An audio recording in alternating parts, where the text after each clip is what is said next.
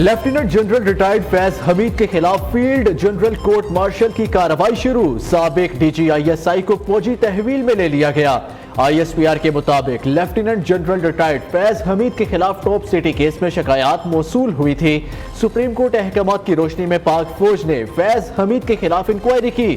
Army act کی دفعات کے تحت مناسب انضباطی کارروائی کا آغاز کیا گیا۔ ان کے خلاف انکوائری میں متعدد بے ضابطگیاں ثابت ہوئی۔ فیض حمید کے خلاف ریٹائرمنٹ کے بعد آرمی ایکٹ کی خلاف ورزی کے متعدد واقعات بھی سامنے آئے ہیں۔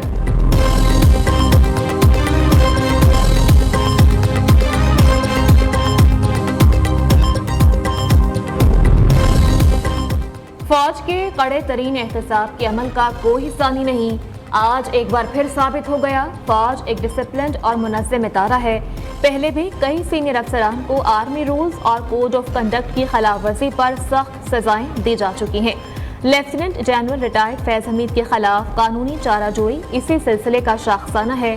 فوج نے ثابت کیا، کوئی بھی شخص چاہے اونچے عہدے پر کیوں نہ ہو، قانون سے بالاتر نہیں۔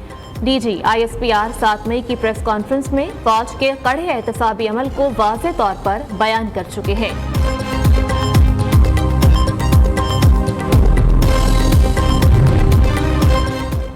فیض حمید نے نواز اور شہباز کو پیغام بھجوائے، مجھے آرمی چیف بنا دے، معافیا مانگے۔ وزیر دفاع خواجہ آصف کا کہنا ہے کہ باجوہ نے آخر میں حکومت کو آپشن بھی دیے کہ اگر فیض کو آرمی چیف نہیں بناتے تو فلاں کو بنا دیں گے، مگر موجودہ آرمی چیف عاصم منیر کو نہ لگائے۔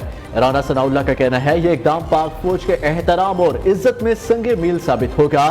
سینیٹر عرفان صدیقی نے کہا، فیلڈ جنرل کورٹ مارشل ہونا فوج کا اندرونی انضباطی معاملہ ہے۔ وزیر اطلاعات عطا تارڑ نے کہا، فیض حمید نے سیاسی جماعت کو پروموٹ کرنے کا خمیازہ بھگت لیا۔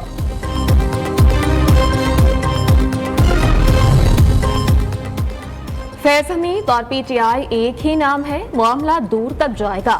ٹاپ سٹی کا کیس اٹھے گا تو اور بھی کئی نام سامنے آئیں گے۔ یہ شروعات ہے، ابھی بہت بڑے بت گرنے ہیں۔ سینیٹر فیصل وافدہ کا دعویٰ، کہتے ہیں آنے والے دنوں میں بانی اور پی ٹی آئی زمین پر لیٹ جائے گی، سب اچھے بچے بنیں گے، پی ٹی آئی پہلی لسٹ میں ہوگی۔ وزیر اعلیٰ خیبر پختونخوا کا رویہ اب بدل جائے گا۔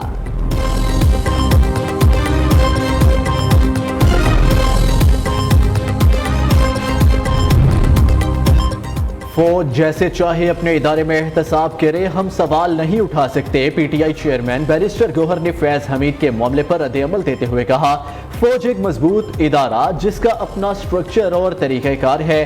دوسری جانب chairman M Q M Pakistan Khalid Maqbool Siddiqui نے کہا، فیض حمید کے کورٹ مارشل کا معاملہ ہم سے بہت آگے کا ہے۔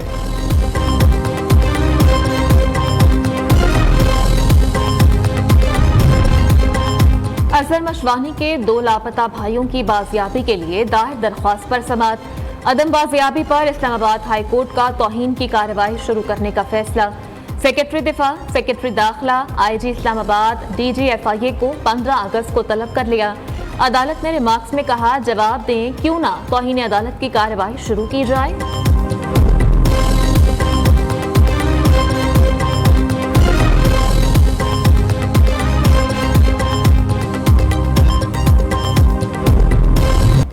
وزیر اعظم کی زیر صدارت وفاقی کابینہ کا اجلاس آج ہوگا۔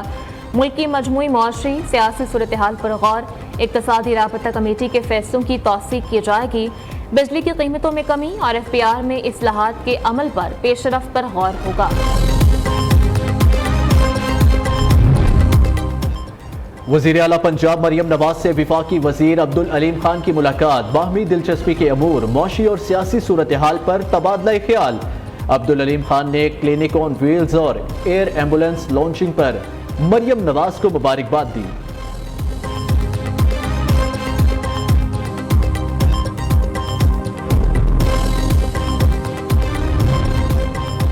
وزیر اعلیٰ پنجاب آج قومی ہیرو ارشد الدین کے گھر میاں چنو جائیں گی۔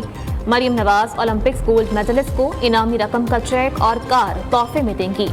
وزیر اعلیٰ پنجاب نے اولمپکس میں عالمی ریکارڈ قائم کرنے پر ارشد الدین کو 10 کروڑ روپے انعام دینے کا اعلان کیا تھا۔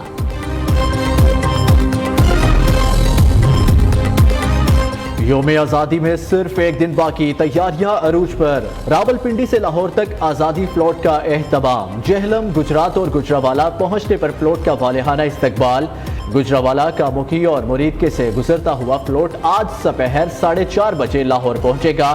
جشن آزادی کی مناسبت سے مینار پاکستان پر آزادی مشاعرہ ہوگا۔ آزادی کے 77 سال مکمل ہونے میں صرف ایک دن باقی۔ شہر شہر، گاؤں گاؤں آزادی کے رنگ۔ خواتین، بچے، بوڑھے، جوان جشن آزادی شایان شان طریقے سے منانے کے لیے پرجوش۔ گلیاں، بازار، محلے سب ہلالی پرچموں سے سج گئے۔ بازاروں، چوراہوں اور سڑکوں پر لگے سٹالز پر رونقیں پڑ گئیں۔ یوم آزادی کا جشن منائیں نیو نیوز کے سنگ۔ وطن سے محبت کا اظہار کریں اپنے انداز میں۔ جشن آزادی کی تصاویر اور مختصر ویڈیو بھیجیں اس نمبر پر 0311 888 9304۔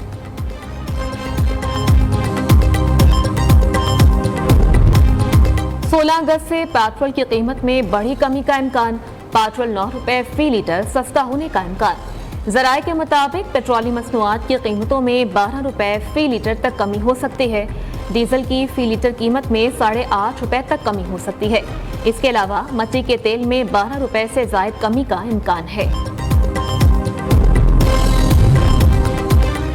ملک بھر میں آج سے 18 اگست تک بارشوں کی پیش گوئی۔ آج بھی مختلف شہروں میں موسلا دھار بارش کا امکان۔ کراچی میں بھی رمجھم متوقع۔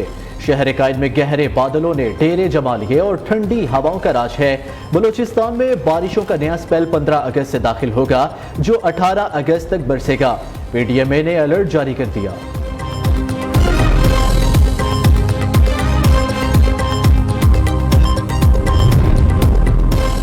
فیض حمید کا کورٹ مارشل اداروں کا اندرونی معاملہ ہے۔ حکومت کے ساتھ کیے گئے معاہدے پر عمل درآمد کرانا جانتے ہیں۔ ایف بی آر میں 1300 ارب کی کرپشن ختم کی جائے۔ ایران گیس پائپ لائن معاہدے پر فوری عمل کیا جائے۔ حافظ نعیم الرحمان کہتے ہیں 74% افراد آمدنی کے مطابق اخراجات نہیں کر سکتے۔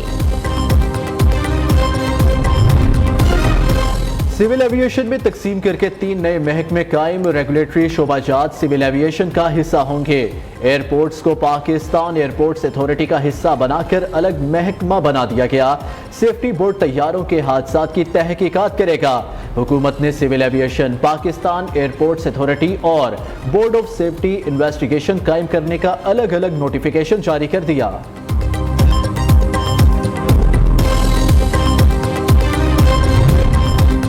وفاقی وزیر داخلہ محسن نقوی سے برطانوی وزیر داخلہ کی ملاقات۔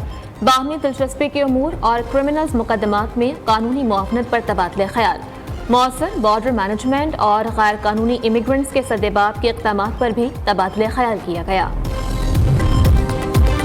سیکرٹری ہیلتھ پنجاب علی جان کو ہٹانے کی تفصیلات نیو نیوز سامنے لے آیا۔ سیکرٹری ہیلتھ نے وزیر اعلیٰ پنجاب کے احکامات کی خلاف ورزی کی۔ وزیر اعلیٰ پنجاب نے اسپتالوں کی مانیٹرنگ کے لیے ایم پی ایز نامزد کیے تھے۔ سیکرٹری ہیلتھ پنجاب نے اسپتال انتظامیہ کو ایم پی ایز کے کہنے پر کام نہ کرنے کی ہدایت کی تھی۔ علی جان نے ایک کانفرنس میں کہا تھا اسپتالوں کے وائس چانسلرز، پرنسپلز اور میڈیکل سٹاف کو نامزد اراکین اسمبلی کو صرف وزٹ کی حد تک محدود رکھا جائے۔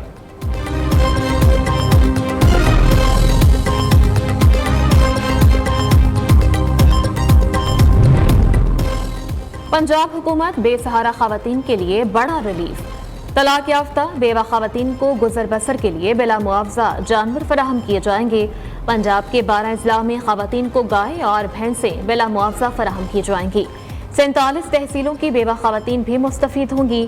1 ارب 91 کروڑ 75 لاکھ روپے سے زائد جانور خریدے جائیں گے۔ پنجاب حکومت لاہور میں عالمی معیار کی مچھلی منڈی بنائے گی۔ رنگ روڈ سے 3 کلومیٹر کے فاصلے پر کانا کاچھا میں 9 ارب 28 کروڑ روپے کی لاگت سے مچھلی منڈی بنائے گی۔ جون 2025 میں مکمل ہونے والی مچھلی منڈی میں تاجروں اور شہریوں کو تمام سہولیات فراہم کی جائیں گی۔